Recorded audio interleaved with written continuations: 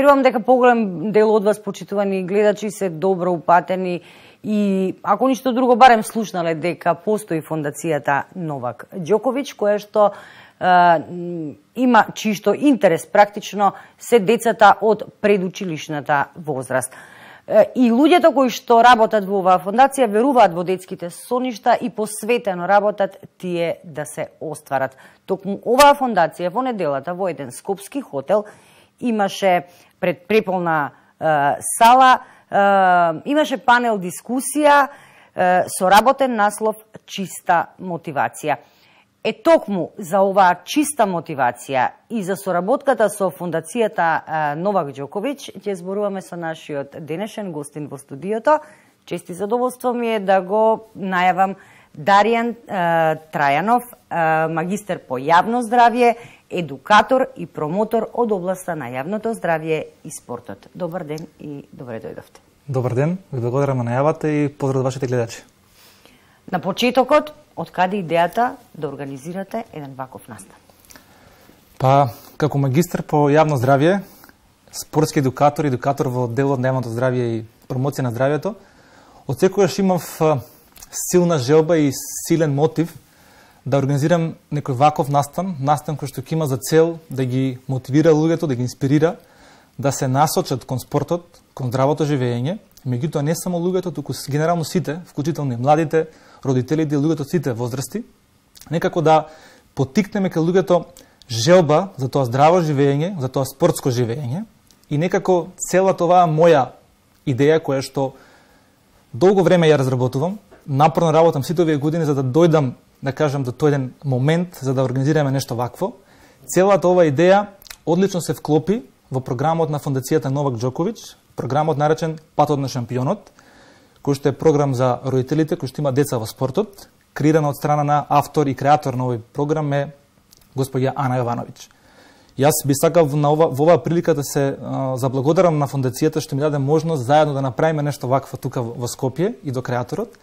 И во една комуникација со нив, кога воспоставував комуникација, кога ја презентирав мојата идеја, мојата иницијатива и сето нешто сакам да го направам заедно со нив, ја прифати иницијативата, го прифатија предлогот да заедно за прв пат тука во Скопје го направиме овој настан во форма на панел дискусија, познат под работен наслов Чиста мотивација, каде што имавме врвни гости. Ете така, тоа сакам да кажам, за чистата мотивација ќе зборуваме малку подоцна, но со гостите кои што, односно панелистите од нашата страна, од македонската страна, кои што имаа што да кажат, на вистина имаат постигнато успеси кои што се во врвот на една спортска кариера. Толку така. И ние имавме чест да имаме врвни гости, како господин Кирил Лазаров, Полексенија Јовановска и професор доктор Сашко Кедев, сите врвни професионалци и успешни луѓе во својата област во која што делуваат. Кири и Полексенија во областа на спортот, професорот доктор Сашко Кедев во неговата област и како алпинист кој што ги искачи највисоките врвови во светот. Сите тројца придонесоа за максимално да имаме успешно реализиран настан и да ја пренесеме пораката за таа чиста мотивација.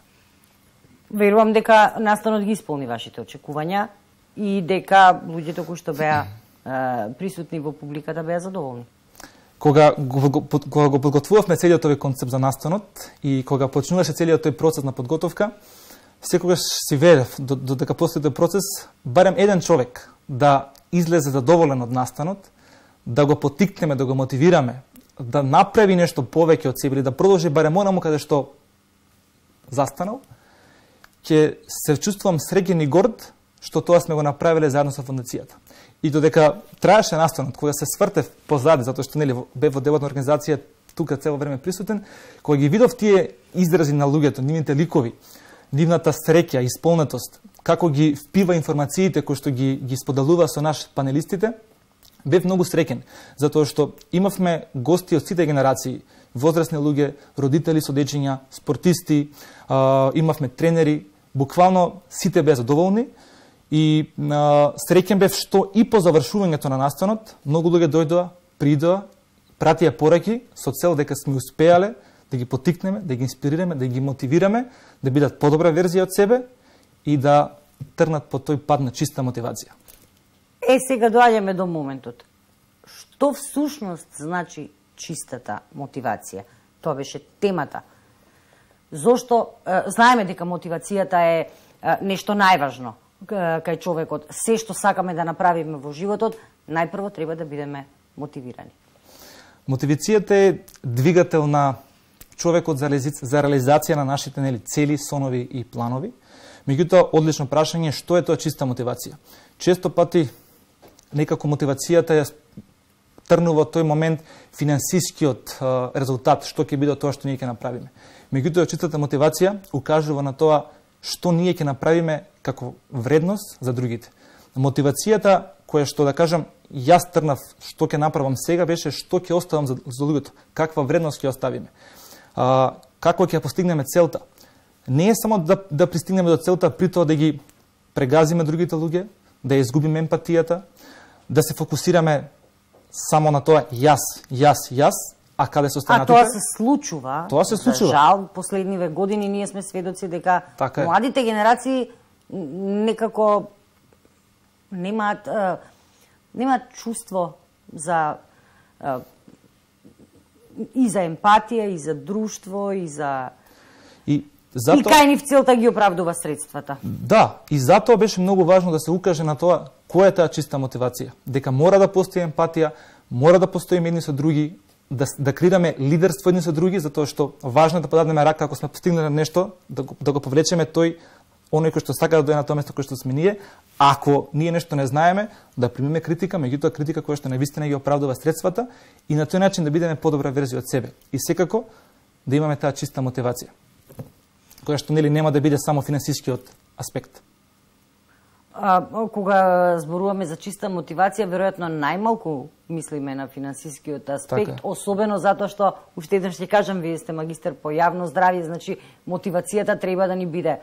Без разлика дали станува збор за успешна кариера во спортот, успешна кариера во работата која што ја работиме, успех на било кое друго поле, дека сето тоа треба да го направиме на еден нормален начин, не загрозувајќи никого околу себе. Дури ни противникот. Дефинитивно. Затоа се вели да биде фер, спортски, никого не загрозувајќи, а сепак да се пристигне до целта.